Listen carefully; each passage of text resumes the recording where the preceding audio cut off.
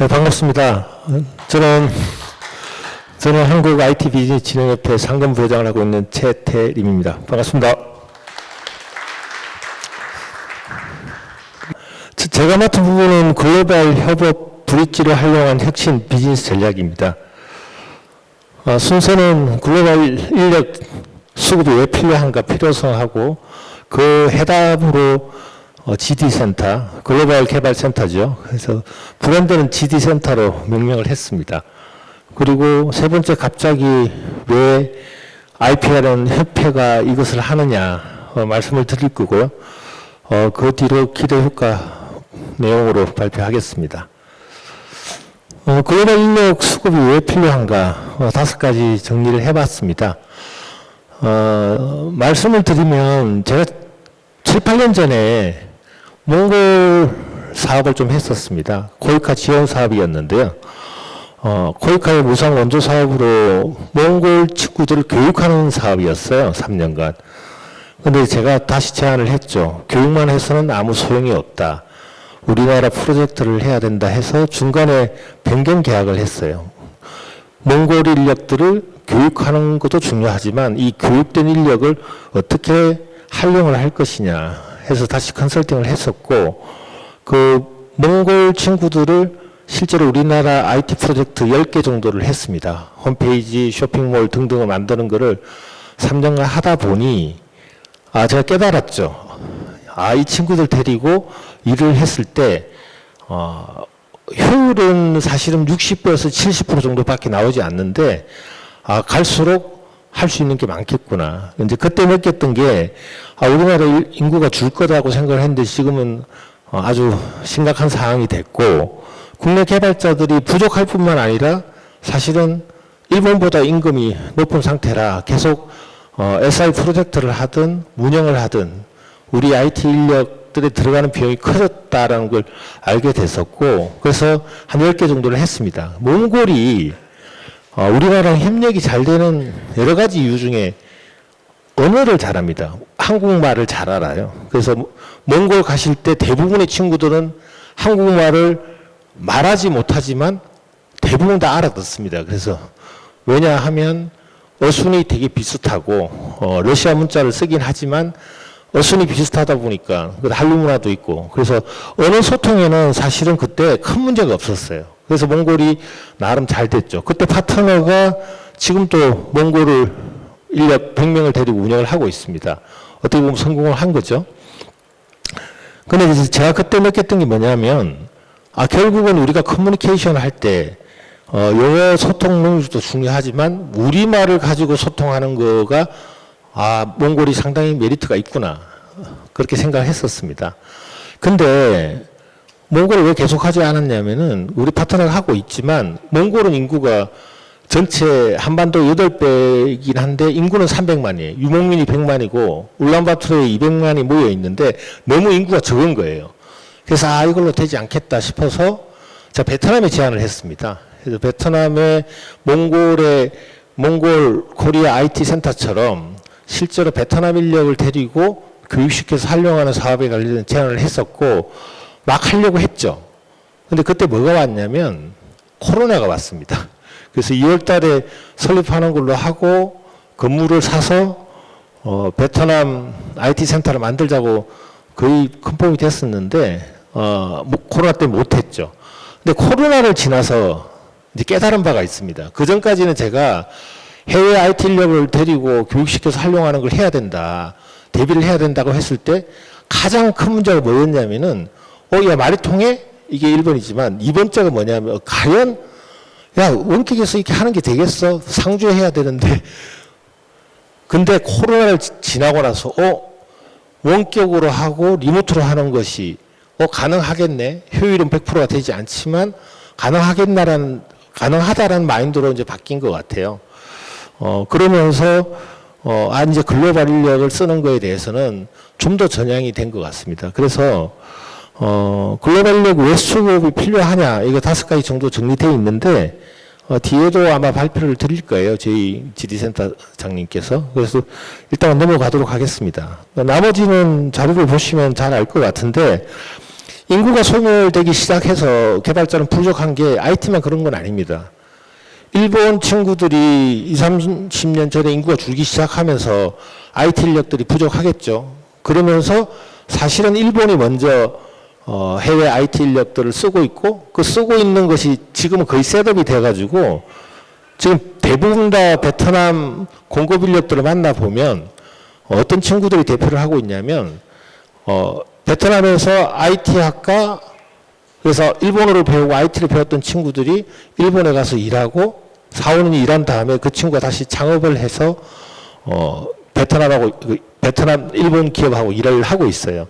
대부분 다 길러진 친구들이 일본의 인구가 줄면서 길러진 멤버들이에요. 제가 15군데 정도 만났는데 대부분 다 대표들이 그 과정을 통해서 알게 됐고 그 인구가 줄다 보니까 열심히 일본하고 했는데 더 이상 확장이 안 되니 우리나라에 눈을 돌리고 있는 상황입니다. 그래서 결국 글로벌 인력들이 필요한 이유는 인구가 주는 거죠.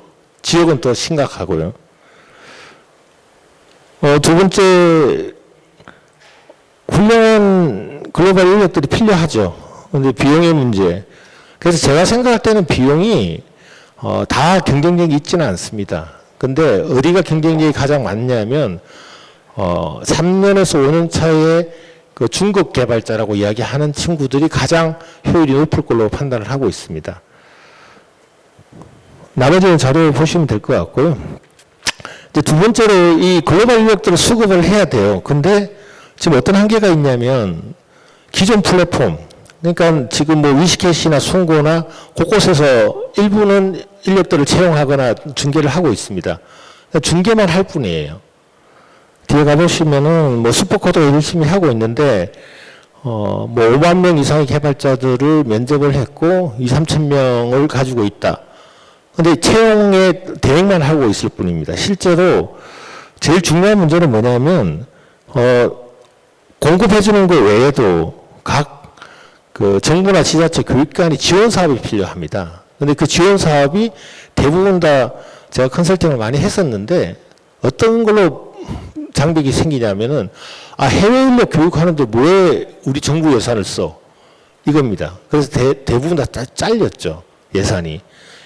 마지막으로 23년 전에 가기부 나이파에 해외 인력 쓰는 80억짜리 프로젝트가 가기부 장관까지 통과가 됐었는데 결국 기재부에 가서 똑같은 문제로 단칼에 잘립니다. 그래서 아직도 그 사업 못하고 있는데 이제는 달라지고 있다라고 저는 생각하고 있고 그래서 이 문제를 해결하려면 결국은 정부나 지자체나 교육기관들이 좀 앞장서서 글로벌 지원 사업을 해야 된다고 저는 생각을 하고 있고 협회가 특히 IPA 저희 협회가 그걸 주장을 하고 있습니다.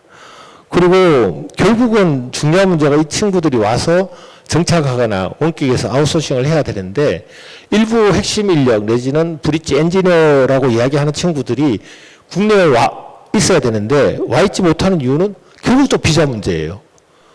비자를 박을 못 받는 거죠.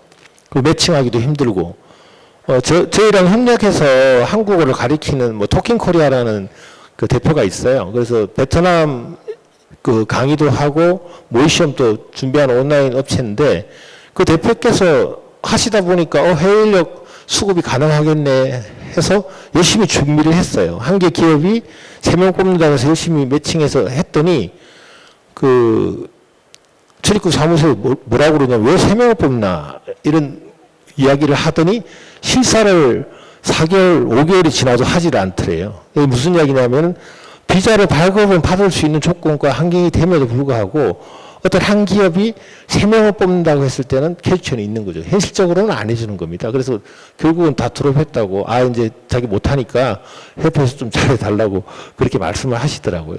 그래서 결국 글로벌 인력들을 뽑는 데 있어서 사실 제도 시스템의 문제가 더 중요한 문제로 나서고 있습니다. 그러면 이 해결책은 뭐냐?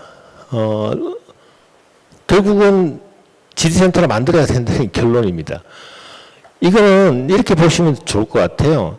그 글로벌 인력들을 쓰기 위해서는 양대 그 마차의 두 바퀴가 필요합니다. 하나는 민간 기업들이 수요를 필요하는 수요 기업과 그걸 제공하고자 하는 공급 기업들이 잘 매칭이 돼서 일을 하는 거죠. 나머지 한 바퀴는 뭐냐면 정부와 지자체 공공기관들이 이 문제를 해결하기 위한 정책이 필요로 합니다. 이 정책을 하기 위해서는 그냥 수요기업 한 군데서 할 수가 없어요. 저희 같이 비영리 사단법인 협회가 그걸 잘 추진할 수 있고 추진할 수 있기 때문에 제안을 드리는 거죠. 그래서 GD센터를 설립해서 플랫폼을 운영해서 시범 운영을 하겠다라는 게 이제 내용이고요. 그래서 브랜드를 좀 정해봤습니다. GD센터라고요.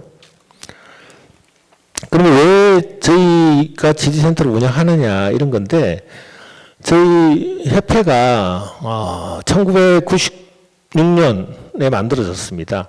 전자상거래 협회로부터 시작을 해서 지금까지 하고 있는데, 저도 IT를 한지 96년도부터 시작했으니까 근 30년 해온 협회인데, 저희가 하는 사업 중에 오픈소스 통합지원센터라고, 브랜드는 오픈업입니다. 12년째 지금 저희가 운영을 하고 있고, 어떤 거냐면은 오픈소스를 가지고 개발하는 개발자, 커뮤니티, 기업들을 지원하는 센터입니다. 이게 이제 서초역에 있고요.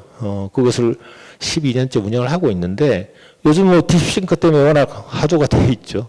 오픈소스죠. 그래서 이 오픈소스를 가지고 개발하는 개발자를 지원하는 저희 그 인력들이 있고 노하우들이 있습니다. 그리고 아마도 잘 모르실 건데 ICT 이노베이션 사업이라고 뭐 제주도도 하고 있고 전국적으로 다 5개 권역에서 하고 있는데, 저희가 동부권 강원도 쪽에 ICT 이노베이션 사업을 운영을 하고 있습니다. 그것도 특정한 공간에 가서 교육도 받고 대학교 내에서 교육도 하고, 그다음 그것 IT를 개발해서 운영하려고 하는 센터도 운영을 하고 있는 겁니다. 나머지 클라우드 혁신 지원센터, 이거는 클라우드 바우처를 받고자 하는 수요기업과 공급기업을 매칭해서 서비스를 하고 있는 사업입니다. 근데 이런 사업들을 많이 하다 보니까 저희가 글로벌 인력들 데리고 잘 할 수 있다라고 이제 생각을 한 거죠. 그래서 플랫폼도 저희 한 1년 반 정도 여러 플랫폼들에 대해서 검토를 했었고, 어떻게 플랫폼을 통해 가지고 매칭을 할 거냐 이제 기획이 되어 있는 상태입니다. 여러 정부, 지자체, 기업, 대학과 협회가 MOU나 협의들을 했었고요. 해외에도 베트남을 위시로 해서 인도네시아, 중국, 몽골 등등을 갔다 왔습니다. 저희가 하고 있는 사업들인데요. 자료에 보시면 여러 가지 사업들을 하고 있고, 그래서 글로벌 사업에 대해서 적극 지원할 수 있다라고 정리를 했습니다. 기대 효과가 뭐가 있을까? 필요사항은 뭘까? 이건데요.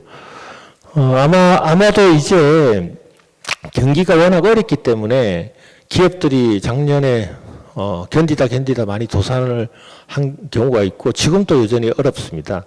특히 공공기관의 IT를 하는 기업들 같은 경우는 연구 과제도 뭐 중단되거나 뭐 변경돼서 사실 기존 뽑았던 인력을 계속 유지하기 어려운 상황인데, 이제는 경쟁력 있는 구조를 갖고 있지를 못하면 IT 기업이 좀 뭐 생존하기 어려운 환경입니다. 그래서 글로벌 인력과 협업하는 것만이 좀 더 자체의 그 혁신을 이뤄낼 수 있는, 그리고 발전을 도모할 수 있는